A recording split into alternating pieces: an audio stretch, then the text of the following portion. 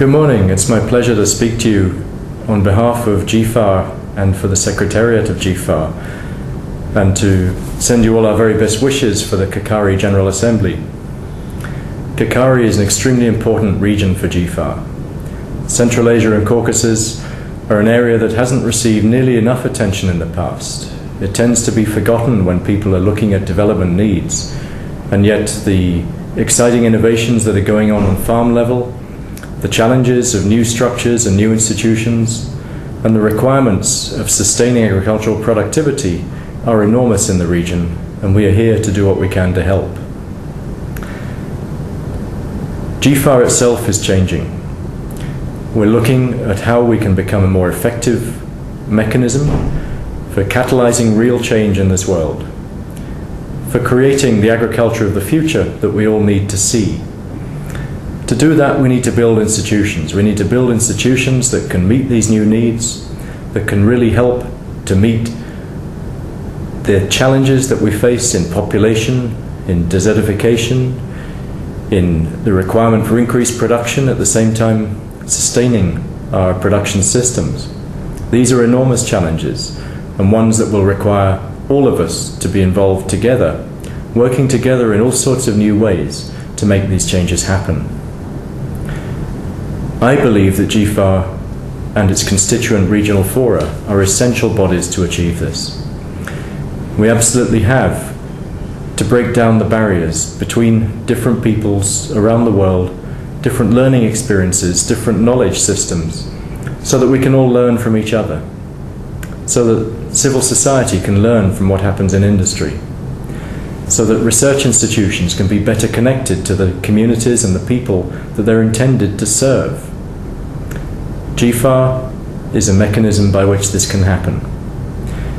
It's not an implementing agency. GFAR is a forum. It's there as the opportunity for all of you to share your thoughts, to share your ideas, to come together to shape this a better world for everybody. And this has to become practical. We have to deal with the issues that the world is facing now.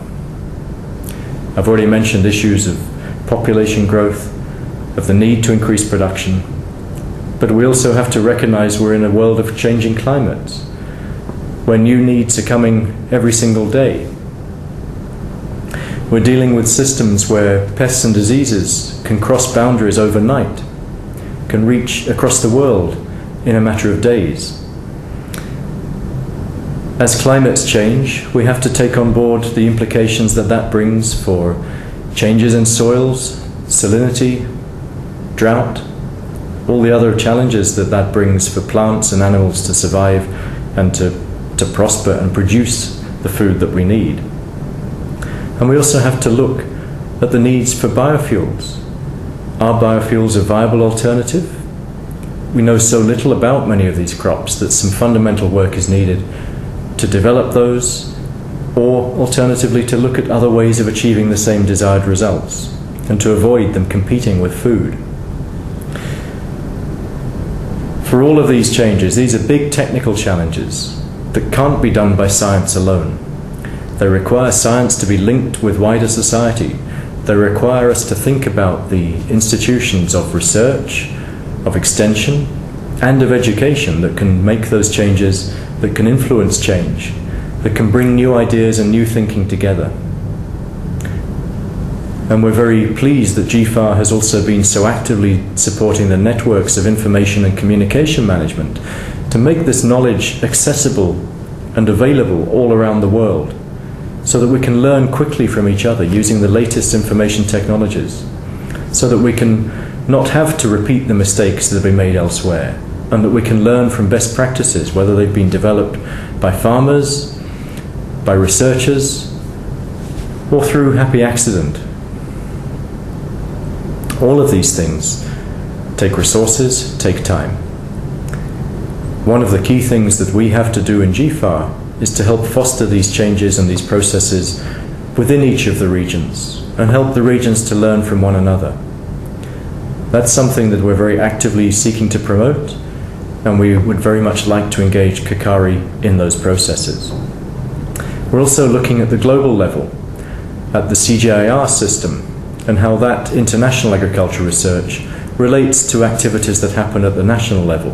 How can it support those processes? How it can add value to what you're able to do and sustain at national systems? And then in turn, how does that research knowledge flow into wider society?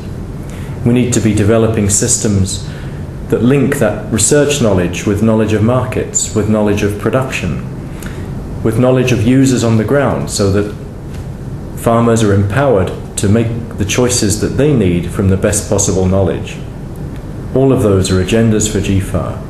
It's not the forum's role to implement all these processes. That sits with all of you, with all of the research, extensions of the Central Asia and Caucasus region, is its agricultural potential.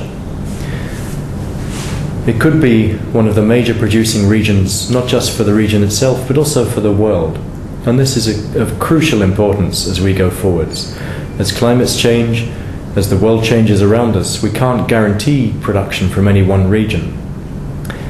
Appropriate investment in agricultural research and all the knowledge systems that go with it in Central Asia and the Caucasus can bring tremendous potential, can make sure that we can realize that yield in a sustainable way, in a way that doesn't cause problems with pollution, with loss of arable lands, with degradation of soils, with loss of water resources.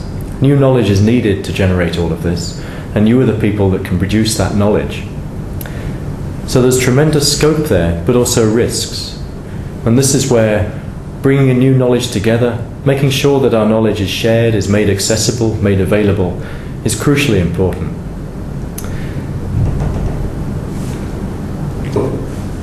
And this, of course, also requires new forms of institution. We have to look at what kinds of institution, what kind of knowledge is needed now. Who holds that knowledge? Who can make it accessible? All around the world, we're changing the way we look at research. We think now of concepts of innovation systems, of ways in which the research is embedded into the wider realities of the world, into the markets, into the changes that are needed. And everybody is learning from everybody else. There's no one person or no one organization that holds all the knowledge. These are big changes for institutions to take on board. The information systems that are around now can make these things cut through old barriers that stopped learning and progress before. And again, a forum approach can open these doors, can make this knowledge accessible, can help to foster the changes that you and we want to see. Advisory, educational, market systems that are out in the world.